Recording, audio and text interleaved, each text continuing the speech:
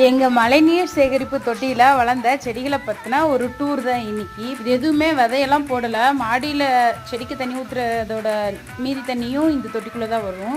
அதுலேருந்து முளைச்சிருக்கு. இது பார்த்திங்கன்னா சிலோன் பசலைக்கீரை, சங்குப்பூ, நித்திய கல்யாணி, அதை தவிர நிறைய தக்காளி செடி, கீரை விதைகள், இதை தவிர முலாம்பழ விதை.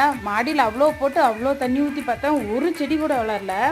இங்கே அத்தனை செடியும் வளர்ந்து நிற்குது. கூட எக்ஸ்ட்ரா ஒரு வேப்பமரமும் வேறு வளர்ந்து நிற்குது.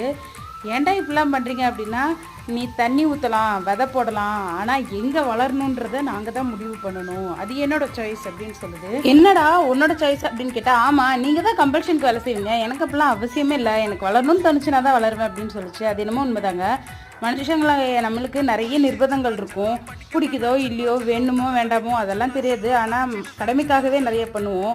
ஆனால் இந்த பறவைகள், விலங்குகள், செடி கொடிகள்லாம் பாருங்கள், இன்னும் ஒரு அருமையான வாழ்க்கை வளருதுன்னு. மனுஷங்களை தவிர இது எல்லாருமே சந்தோஷமாக தான் இருக்காங்க.